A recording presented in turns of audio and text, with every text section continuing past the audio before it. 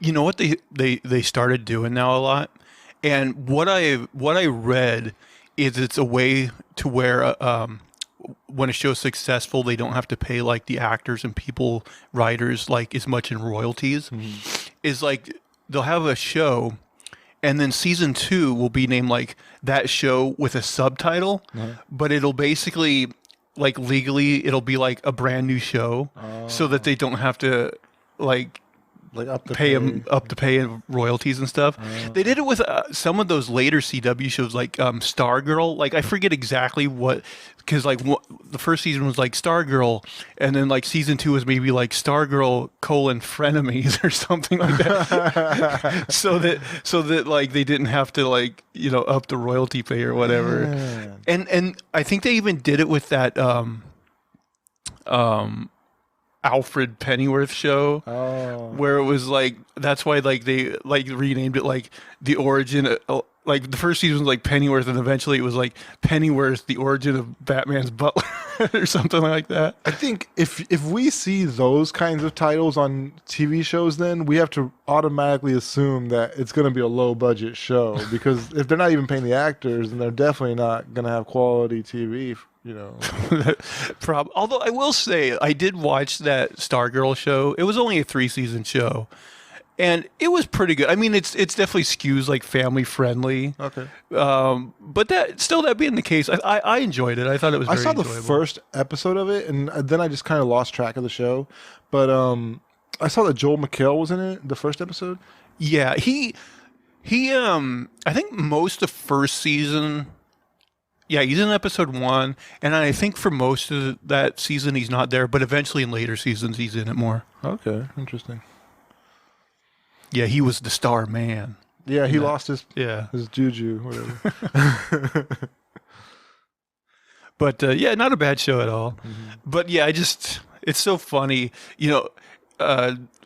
the lengths they'll go to pay people less money, which is, I mean, now they got the whole, they had the writer strike going on. Now the actors are striking as well. Yeah. So maybe they can make it so they can't do that trick anymore. Yeah, I think there's no way these big companies can stand without the actors.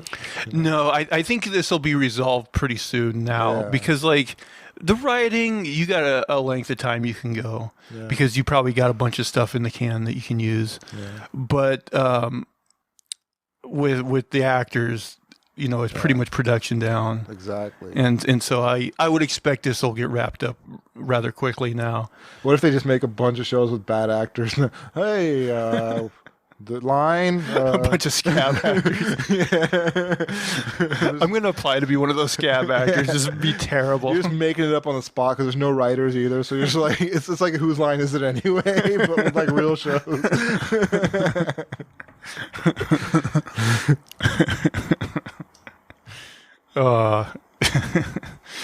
That would be like an interesting year of movies. The scab year. It's so random. Like I hadn't thought of like Fran Drescher in years, and then I found out she's like the president of the Actors Guild. Oh, whoa! I didn't know that either. Yeah, she ain't even acting. I know. Like I haven't seen her in like. It seems like the 90s was the last time. It must be a really intensive job where you can't do anything else. People are really wanting Beautician and the Beast too. I just picture her in an office, like just getting calls all day. Bring, bring. I can't act. Oh my god! Get the scabs out here.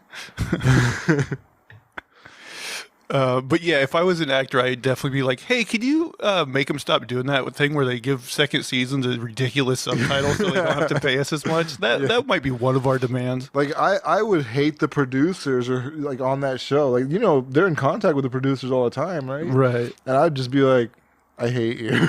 I mean, it's one of those things where it's like, yeah, I guess if that's the only way I can continue doing my job, go for it. But what is like? It's a stick in the. Yeah, it's a bad thing to do. You know? Well, I guess it'll depend how fast this strike like resolves now. But like, if it goes for any length of time, you could see quite a few delays. I'm thinking. I mean, Screen Actors Guild is every actor. Yeah, that's why I'm thinking it's got to get resolved pretty quickly for now. sure. There's no way they can survive without them. But the other thing, even with the writer's strike, like I think that made it so like people couldn't ad lib on movies, Oh, okay. and like even a lot of like they say for TV, they almost always do some like writing during the day. Like Yeah. it's very rare that they just like write the script and it's ironclad and Yeah. that's what they go with. They're almost always like writers on set going, "Oh, that didn't quite work. Let me write another line or something like that." Right. And so it's probably for the best. You know, I heard that, you know, because they started shooting, and there's photos online. They started shooting Deadpool 3 with Wolverine and him, and but now it's production down because of the strike. But like, if they were doing that movie without the ability to ad lib, I'm almost glad that this happened now, because when it gets resolved, because that movie's going to need some ad libbing, I would Yeah, think, for right? sure. With Deadpool. I feel like Ryan Reynolds like does a lot of ad libbing. Yeah, that's what I was thinking. Like, if you shoot that movie without him being able to ad lib, I think you're probably taking away a lot. Yeah.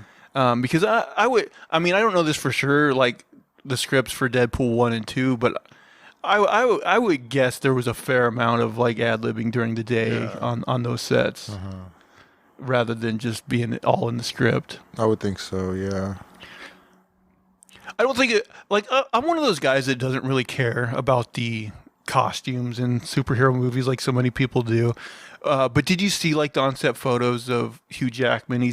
They put him in like the Wolverine, like the yellow and blue type of suit. Yeah, he's got sleeves on it, and so people were, wondering why he has sleeves, and I saw somebody explain it on YouTube that he's gotten cancer, skin cancer, like 6 times. I read something about that too. Yes. Well, I didn't know he got it that many times, but they said the sleeves were because he was susceptible to it or something. Yeah, yeah. So I mean, they're going to be in like a hot, very sunny area doing this, so that's why he's got the sleeves. And the outfit looks good to me. I like it. I actually think the sleeves they look better to me.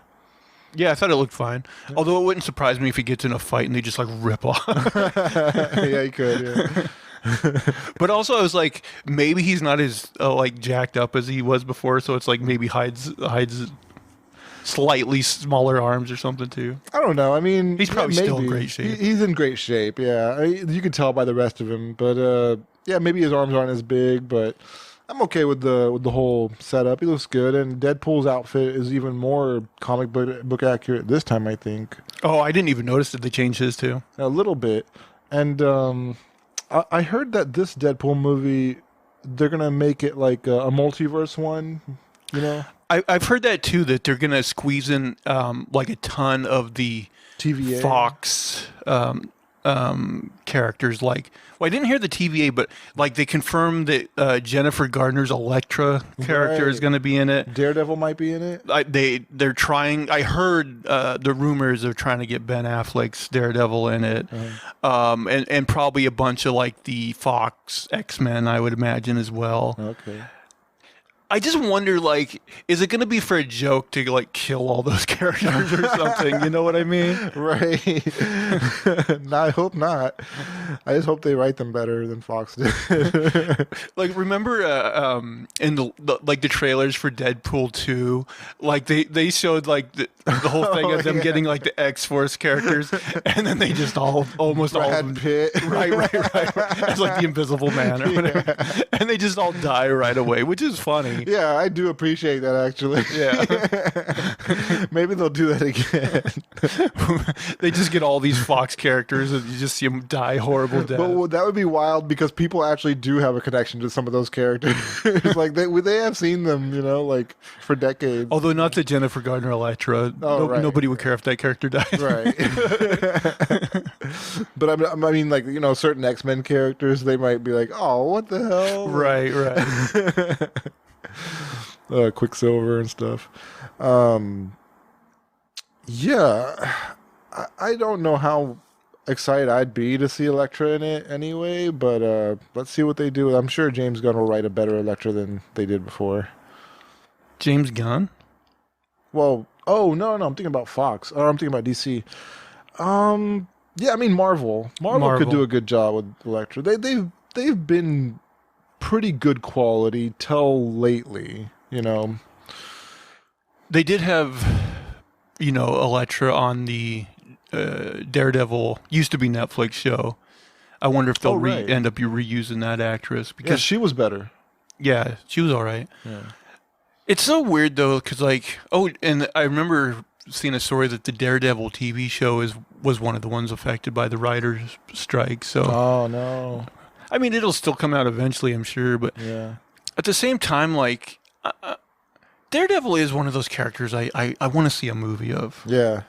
Yeah. I can see that. Because I mean, the Ben Affleck movie was terrible, but Yeah, I definitely when I saw him in Spider-Man, I was like, that's awesome. I kind of, you couldn't see more of him in that movie, but I do hope to see him again in the MCU, like as part of like some sort of bigger situation.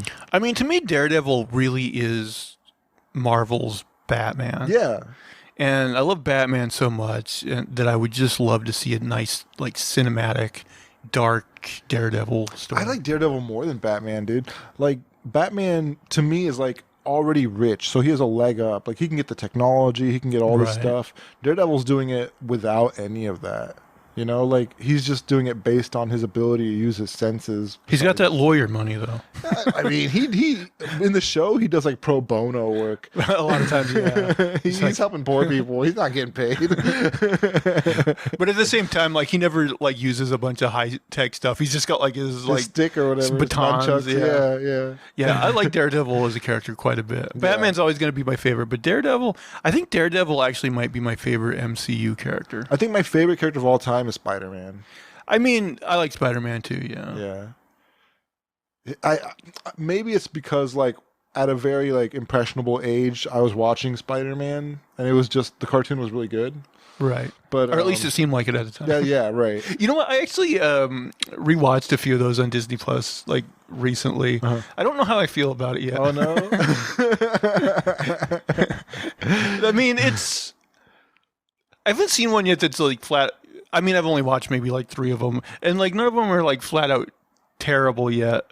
But the animation's a bit crude and stuff right, like that. yeah. You know, That's to be expected. Right. Yeah. But Spider-Man, I was a young person, he was a young person, Right. stuff like that. I think there's a lot to relate to there. Gambit, my favorite X-Man. Oh, really? Yeah. Is that mostly from the cartoon as well? Yeah. I mean, in the cartoon, he was very charismatic. Yeah. And I always liked that he was like always like hitting on Rogue and stuff like that. I was He like, was just this a cool guy is dude. all right. He's And cool. he had a good heart at the end of the day too. Right, right. Yeah, I like Gambit. Now they're finally going to bring him into the MCU, I think. I mean, I assume eventually they'll get around to all of them. Yeah. But like, they got to be careful, I think, with the X-Men. Just because there's so many of them, I really think they do need to start small. Just have like the core, like 5 or 6 of them, Agreed. and then like slowly build out. And they have so much potential with the X-Men too. Like that could be a long running like series, Oh yeah, They could have so many movies coming out spawned from just like a few X-Men growing into the whole academy, and then you get to Genosha. That could be oh, I mean, they got stories for yeah, years and years, for yeah. sure. But then it's like, the MCU, like, this is one thing about the shared universe is like, how do you balance? Because like, if you just had the X-Men, like that could be a shared universe in itself, Yeah. that could go on forever. So how do you like balance that along with every other character? It becomes so much. Yeah, it's gonna be a lot. But I mean, Kevin Feige, get to work, man. Use that brain of yours.